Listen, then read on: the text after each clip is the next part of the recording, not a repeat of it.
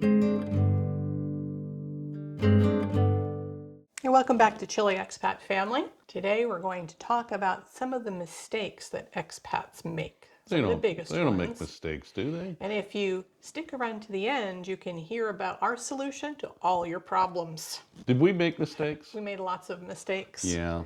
Yeah, but one thing that we didn't make, which is our first point today, is that we didn't run from the U.S. in fear. No, we didn't. We left the United States because we realized that we wanted an adventure.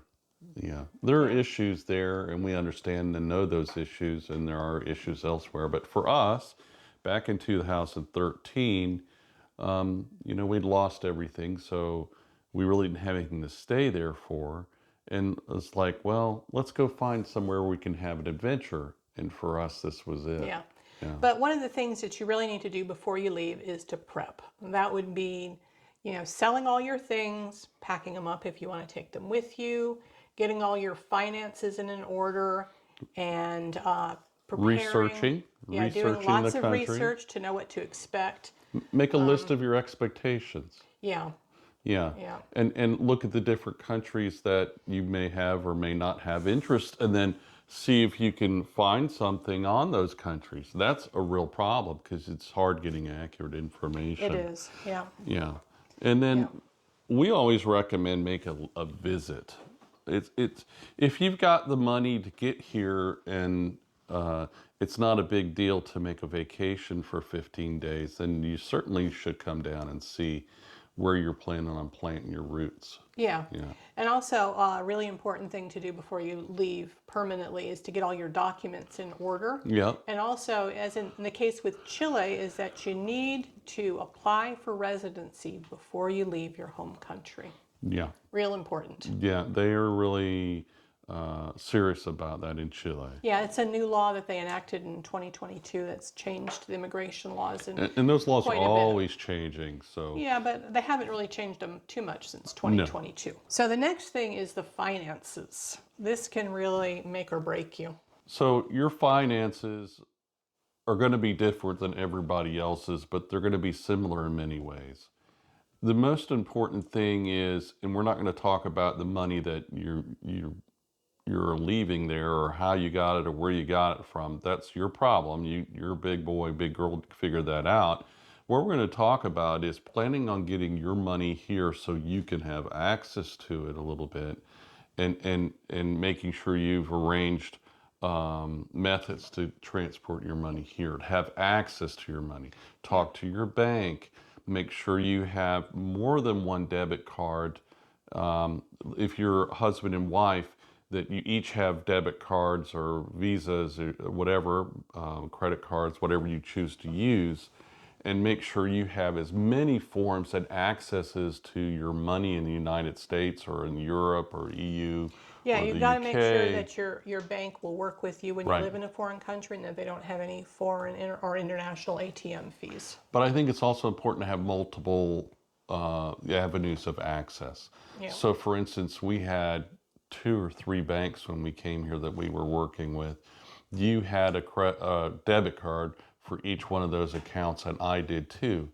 And so if Lori's card didn't work, or God forbid somebody left it in the machine at the grocery store, and we didn't find out for a week or 2 later, that I still had my debit card and I could go pull money out of the ATM as a minimum to be able to buy construction supplies or pay the bricklayer or the carpet or whatever. Yeah, so make sure you have easy access to your money. The other thing too is just to understand what it costs in Chile and how much you're going to need to survive month to month, your cost of living. How much is it for food? How much is it for rent and utilities, so that you can plan appropriately and make sure you have a buffer of some savings? We really help people with these things quite a bit, inform them up. But if you are not familiar about exchange rates and dollars to pesos, Chilean peso, CLP is the abbreviation, USD is dollars, then you need to get comfortable, familiar with that. And it's really weird because how the dollar relates to the peso. And the peso could be down and the dollar's up, or the dollar could be down and the peso's down, and they're both up. And the only way to do that is to watch it on a regular basis and wrap your brain around it and figure out, okay, when do I convert my money from dollars to pesos? One of the things I would not do is take your US dollars in the United States and convert them to pesos in the United States. You're going to get a really bad exchange rate, even at your local bank typically. And then you're coming here and it's kind of an issue. If you're coming here with dollars or euros or whatever you're coming, just go to the bank here and convert it once you get here. In other words, go to an ATM, take money out. It's going to spit pesos out of the machine, but it's going to convert it to your bank wherever it is. It's going to do the conversion. And that's a little scary because the banks can really take advantage of you there. But we have ways of helping around that too. So another mistake is, and we've run into some expats, some immigrants that have done this, is that they think that they're immune or set aside, or the laws don't apply to them. Yeah. It's not real common that we've seen this. The most common form of this indiscretion has been that they don't get their driver's license, Yeah. which is kind of a pain in the neck for a gringo in Chile. Yeah, actually it is. It's terrible because Chile will not recognize a U.S. diploma. So you have to take the test, the 8th grade exit exam in Chile in Spanish first to prove that you're educated enough to go take the driver's test, even though they offer it in English. Which makes no sense, because if you're smart enough to pass the driver's test, I think you can Even if you've read been it. driving for 40 years in the U.S. and you have like a PhD, it doesn't matter. Even if you've driven submarines and tractors and flown airplanes, they for don't commercial care. pilot, they don't care. They don't care. In all fairness, I do have my Chilean driver's license. I've had it for a long time. I've actually renewed it several times. But we know people that didn't, and they tried to drive here after they got their permanent residency on their U.S. driver's license. Or this guy was an Irishman, and he got arrested. Yeah. Literally. Though we do know other gringos that have gotten pulled over with no driver's license and they just let them go. They don't do anything about it. But the thing is that once you come here, you can drive in as a tourist on your U.S. driver's license. For 90 days. But once you get your temporary residency, then you're supposed to get your Chilean driver's license. Is it temporary? It's temporary. When you get your temporary residency. But now I don't drive much, so I never got my license here, and I am in the process of doing that currently. And Thomas and I just took our 8th grade exit exam, and we both passed with flying colors. And now we're preparing to take the driver's test. When you drive here in Chile with your foreign driver's license, that license has to be current. It can't be expired, and you must have your passport on you at all times, okay? If you're a Chilean, you're supposed to have your carnet or your national ID card on you at all times, and your driver's license as well, and both of those are supposed to be current. Chile is very serious that you're here and you're legal here. Yeah, the other issue that we've seen happen is that people come to visit and they just get so excited about being in Chile that they don't want to leave, and then they decide to apply for residency. And then they end up having to leave the country every 3 months until their residency gets approved, and sometimes that is more than a year, though. I think the times have gone down recently, but a couple years ago, one guy we knew had to wait more than a year, and there's only so many times you can go in and out of the country before they catch on. Yeah. Yeah, so he was going in on different passports. Hey, you were here 90 days ago. We're not going to let you back in. That is just such a hassle you don't need to deal with. So if you're going to, if you decide you want to be in Chile as a permanent resident, then apply before you leave. Yeah. Okay, our next big mistake that expats make is they're not learning the language and the social customs and norms of the country that they've moved to. And, we moved here at 50, and honestly, we had both studied languages and learned languages very easily when we were young. And we fully expected it to happen this time, but you know what? It wasn't easy. No. So I wouldn't even say that we're really fluent. Jim talks more than I do, so he is much better at speaking. But even though I don't feel like I'm fluent in Spanish, I know enough to get around. I know enough to have a little nice chat with my neighbors. I know enough to go into the stores and other things that I need to do because I just learn a few keywords and phrases that I need, and I get And when along. she doesn't, she asks me. Then I ask you. So two heads are better than one. I talk on the phone with people. I make appointments, and Yeah. and that's a little more serious, more difficult. And don't ever be afraid to say, "I'm sorry, I don't understand what you said," and ask, or "I don't understand." What is that word? Don't be afraid to ask. Chileans are so generous; they will never They're very correct you. kind. Yeah. And they're very kind. And you don't be afraid. You have to step outside your shell and say, I'm sorry, I didn't understand what you said. Can you slow down? But the funny thing is that a lot of Chileans don't know what other Chileans are saying. Yeah. We got the time we were at home here, we had some Chileans from Santiago.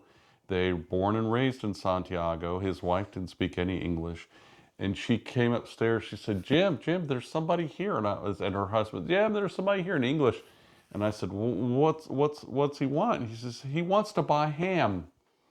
So I come down the stairs and I go out in the front yard, and there's a gentleman selling us salmon.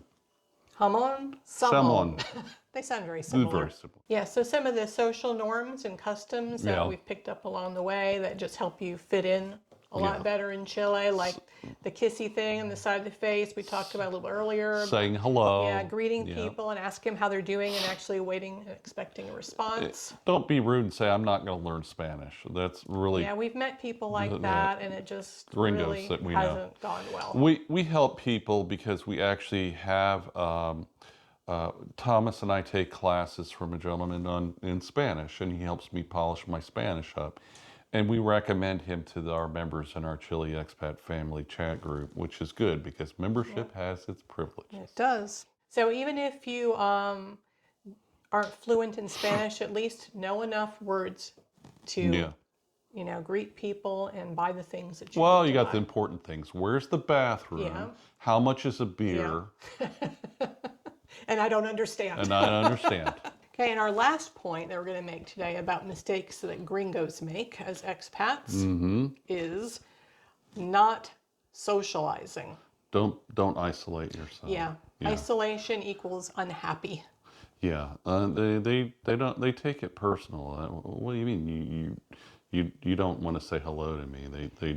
You wouldn't anywhere else in the world, I mean, some people claim they're loners and they don't like people, but in reality, we all need a few people in our lives, even if it's just your neighbors on an occasional basis.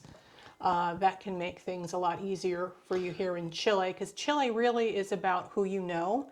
To find things that you need and to help others is really important. It's more family and people oriented than it is in the U.S. When we got here, or since we've been here, we've run into quite a few families that isolated themselves, and they did not have success.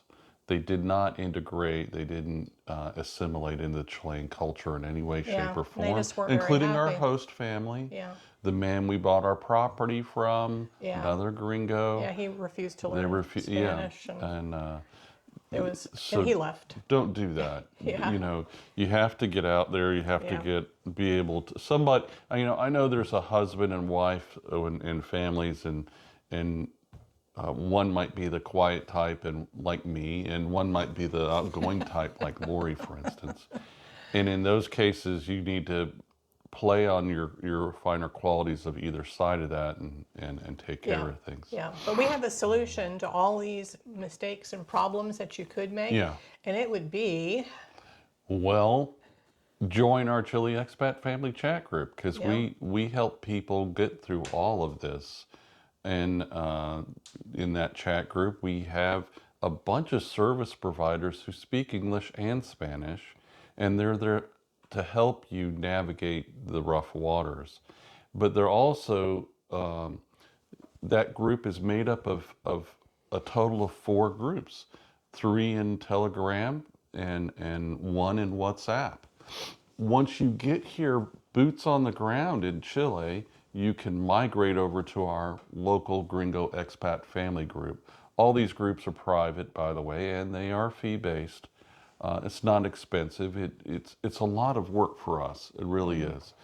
And sometimes you got to keep the kids and give them little timeouts and things because they get out of hand. But they're all good people and they're all good meaning. And that group is there to help you have a network to fall back on when you just don't know. Yeah, ask questions, and to avoid a Right. lot of these mistakes, we provide a lot of information for Right. people through our book and through the discussions in our Telegram chat group. Chileans may have a family doctor they've been going to for 30, 40 years.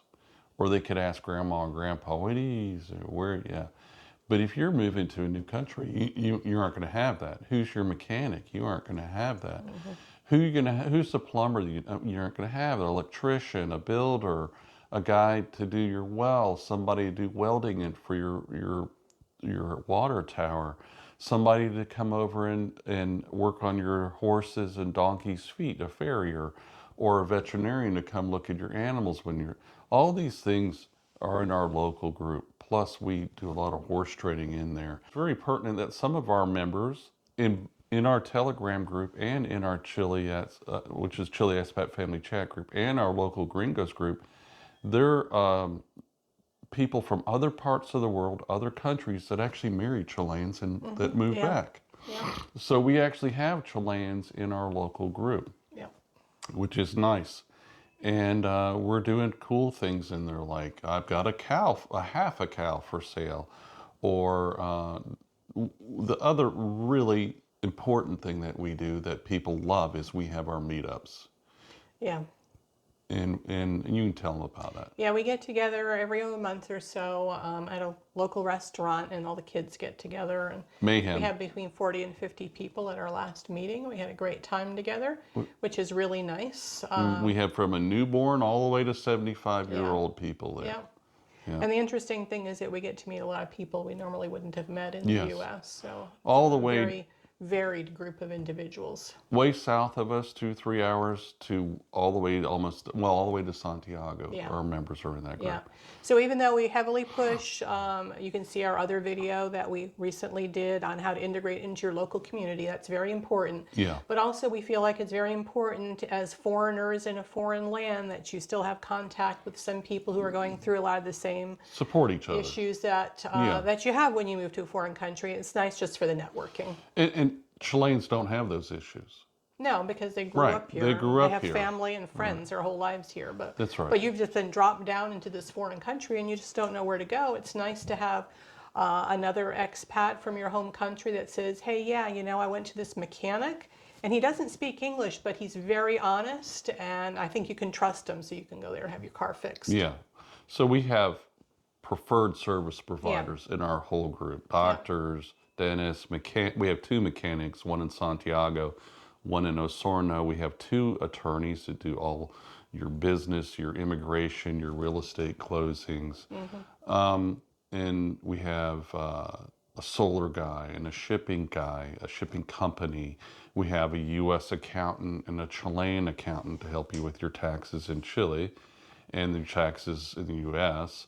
We have 3 real estate agents, and I'm one of those agents to help you find real estate, which is a major to-do in Chile. That's a whole nother video we need to do about that. Yeah. Okay, so that's our top mistakes that expats make when living in a foreign country, and we hope to see you in our Chile Expat Family Telegram group soon. See you later. Ciao from Chile. Ciao.